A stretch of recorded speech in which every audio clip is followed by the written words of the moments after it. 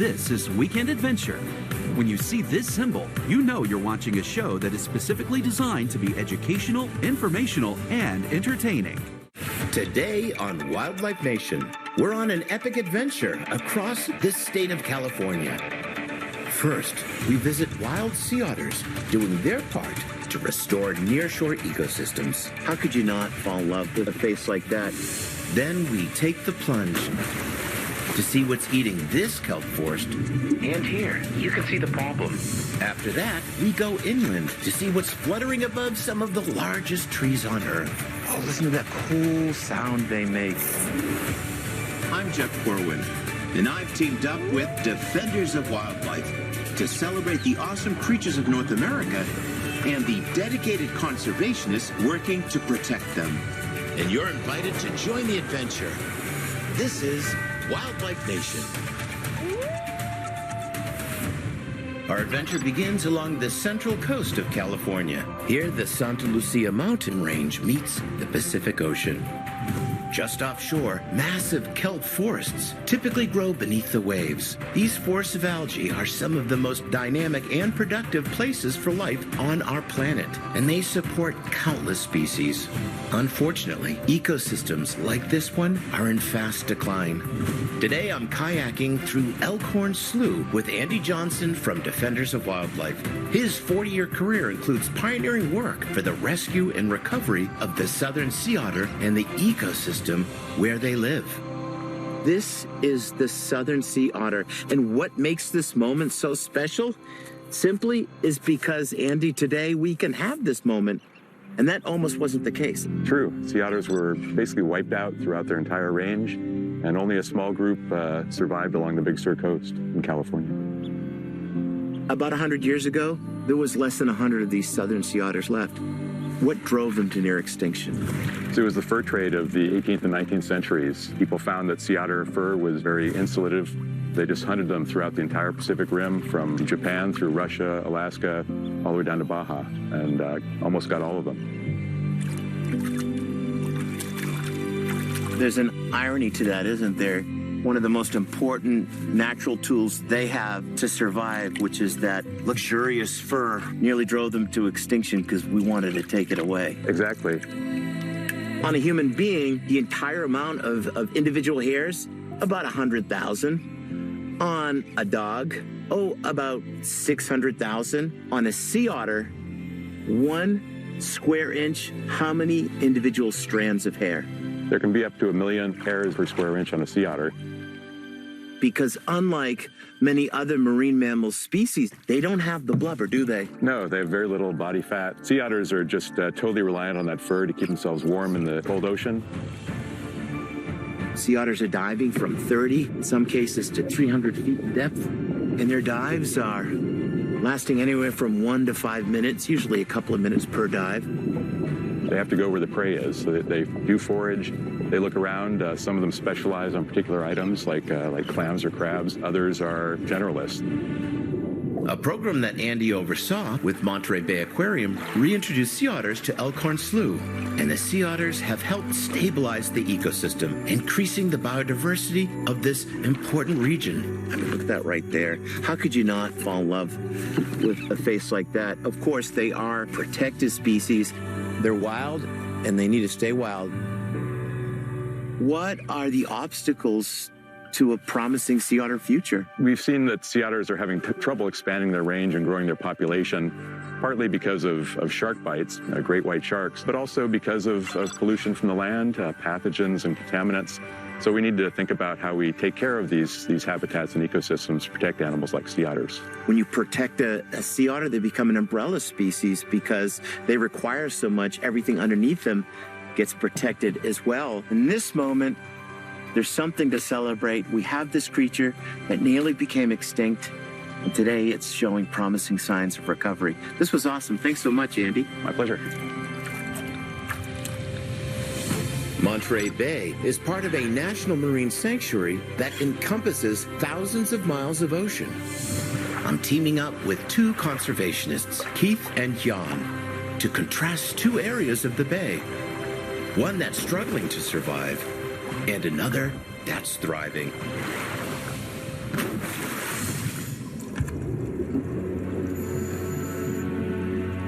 first stop is a mature kelp forest. This area appears to be spared the devastating effects of climate change that has affected other areas of Monterey Bay. This is due, in no small part, to sea otters. As we've learned, keystone species like sea otters act as a stabilizing force, keeping this entire ecological system in a state of balance. Kelp is an algae.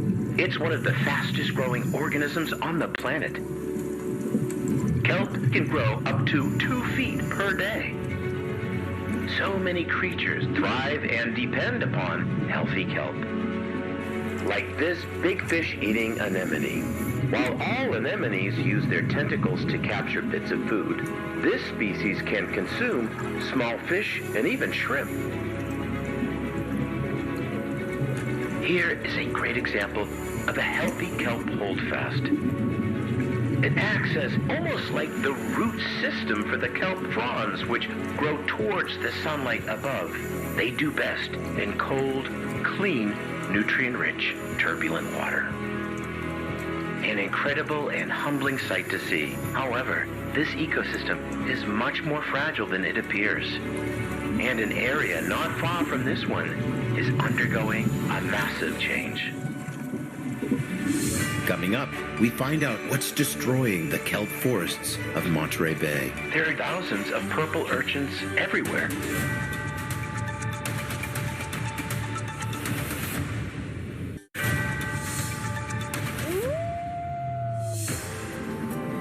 We're in the stunning state of California, learning how we can help save the kelp forests of Monterey Bay.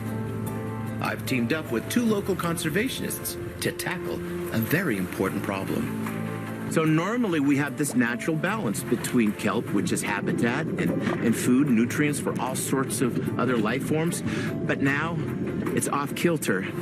And what has caused this instability is climate change. Beginning in late 2013, an extreme marine heat wave descended on Monterey Bay and the entire west coast.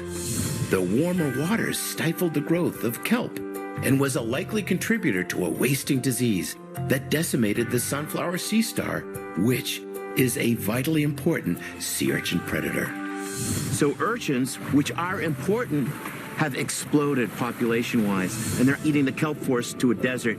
So what is the solution? What can we do? So right now we're trying to remove the urchins where they have to become too abundant so that the kelp has a chance to regrow. And I'm going to take you out today. We're going to cull some urchins, and we're going to remove the urchins that are eating the kelp forest that is right here. All right, so let's suit up, get in, start exploring, and saving giant kelp. We descend with small hammers that we'll use to cull the devastating explosion of sea urchins and hopefully help bring this ecosystem back into balance. I can already tell this area is radically different from our previous dive. The canopy of giant kelp has been thinned out to a few measly strands, and the vibrant diversity of aquatic life is simply gone. Here, you can see an example of the sea urchin. This invertebrate uses its ball of spines as its defense. Now, sea urchins play a crucial part in the balanced circle of life in Monterey Bay. But when this system is off balance, we need to reduce their numbers or risk losing the kelp for generations or more. Whoa, there are just thousands upon thousands of purple urchins everywhere. They have completely inundated, have swamped this entire ecosystem. They litter the substrate of the seafloor in every rock, every crevice. Removing these urchins is tedious and difficult work, which is why Keith and Jan's ability to organize large groups of volunteers is so important. And here, you can see the problem. A holdfast of one of the few remaining kelp in this area is being devoured by dozens and dozens of urchins. So, we clear the urchins away and give it a fighting chance to survive. This other holdfast has been almost completely consumed, and the branches of algae, which usually tower towards the sunlight, have been wiped out. Part of Keith and Jan's mission is to organize local divers to address this problem together, kind of like a community beach cleanup, but underwater. Hopefully, these authorized initiatives will help lead to a prosperous future for Monterey Bay. Coming up, our California adventure continues inland to find the only mammal that can truly fly. Look at that coloration.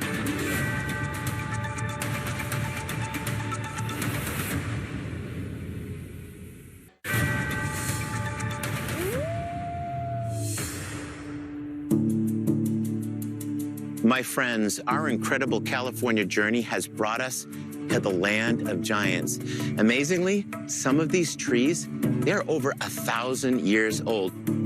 Welcome to Humboldt Redwoods State Park. This ecosystem is home to many amazing species, but there's one group of mammals in particular, the only ones that truly fly, that have a powerful story to tell. Of course, I'm talking about bats. So to experience them and understand their connection to this ecosystem, we need to set our mist nets, and then, my friends, the nighttime adventure begins.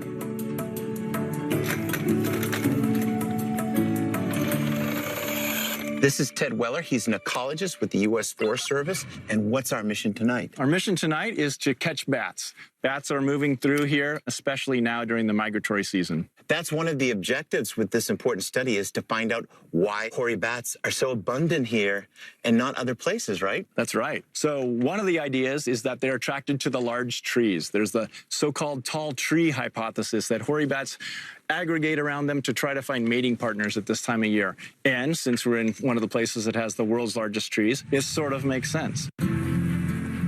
Bats are nocturnal. They have a special sense called echolocation, which uses sounds they produce to echo or bounce off their environment and prey, giving them a clear mental picture of their surroundings, even in the darkness. Although not currently protected as an endangered species, the hoary bat is not yet fully understood. U.S. Forest Service research is necessary to manage this species that keeps insect populations in check. Ted's team sets up the mist net. If the bats run into it, they get tangled up, which allows us to study them. Most of the bats are flying through here, echolocating, catching their prey, but the hoary bats at times aren't echolocating, and they're busy chasing each other. They're trying to shut off their echolocation to prevent being detected by other bats.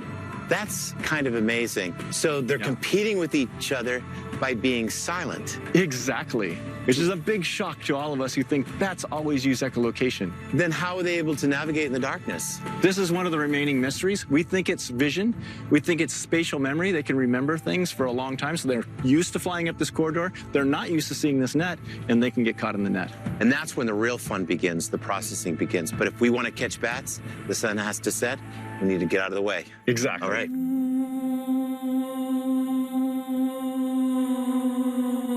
Before long, we have a hit on the net. Hey, got it back, guys. Well, here we go. All right, guys, we have a bat right here.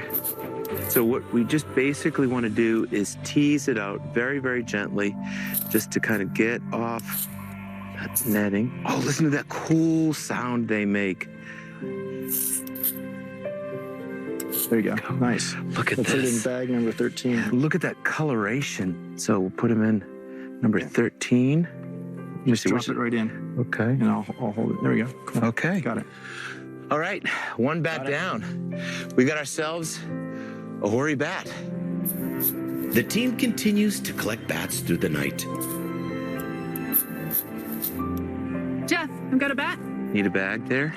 Thank you. Oh my goodness, so it's a little brown bat. Little brown bat. And it looks like a California myotis, which is the smallest bat around here. Up next, we get a close look at our bats. One colony of these bats is consuming 40 plus dump trucks of insects.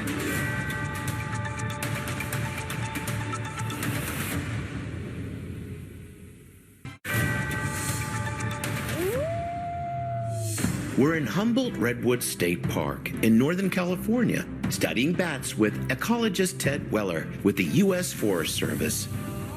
We've had success. Now it's time to gather conservation data to ensure the protection of these important but enigmatic species. So what's the first thing we need to do? The first thing we're going to do is get the hoary bat, and we will measure its forearm. This is a measure of how big the bat is. 50.3. Average size hoary bat. This is the elbow. This is the wrist.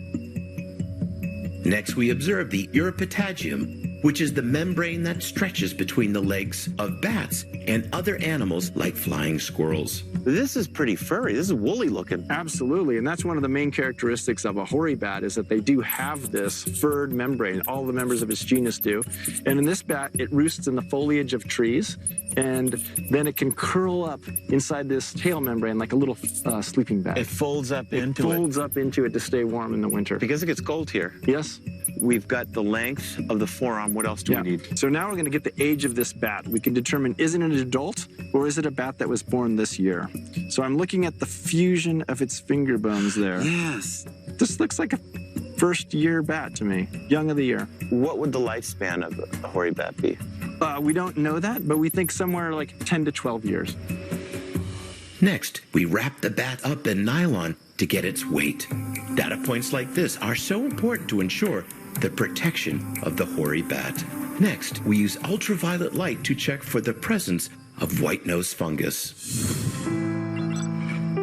This devastating fungal disease was first detected in the northeastern United States and continues to spread west. I have personally witnessed the devastation it has caused to the little brown bat in my home state of Massachusetts. We're looking for some glowing in there of orange color, which would tell us that the white-nose fungus is inside the wing membrane here. We don't see any, which is great news. Now, this is going to be really cool. We have a hoary bat right here and California myotis, little brown bat. So this is the biggest bat that we capture around here, the hoary bat, and you're holding the smallest bat that we capture around here, the California myotis. But when I turn it around, if we look at the uripatagium in the back, look at that. That's pretty different. You can see how it's just a naked skin there. You can see the tail right there. And that's for creating lift. There are a lot of mammal species that fall slowly and glide. Right. This creature actually creates lift. It navigates with a type of animal sonar that isn't even matched by naval equipment. Right. One colony of these bats of 200,000+ bats is consuming 40+ dump trucks worth of insects. That contribution is immeasurable when it comes to managing diseases that insects can pass on to animals and people, and the contribution that they make to agriculture, because think of all the insect pests. So they're very, very complex creatures. Unfortunately, even today, not only do we underappreciate bats, but in Western culture, we often vilify bats. Why is that? I think it's because they're creatures of the night. They're mysterious. They've flown in the dark. You only get a little fleeting glimpse of them, and you assume something bad's going to happen. But really, they're doing valuable services all night long. These are extraordinarily hardy bats, but in some ways, they are incredibly outnumbered and outmatched when it comes to climate change, habitat loss, and unprecedented mega fires. They could really do some serious damage on these bats. Absolutely. As tree roosting bats, when you see large numbers of trees being destroyed, and even though they can fly far, there's more and more fires in more and more locations, and those numbers of trees are just going down. Their roosting opportunities are reduced. It's an incredible challenge, but the truth is, this ecosystem would not be what it is today if it wasn't for these remarkable bats. Don't go away. Wildlife Nation will be right back. Part of Weekend Adventure.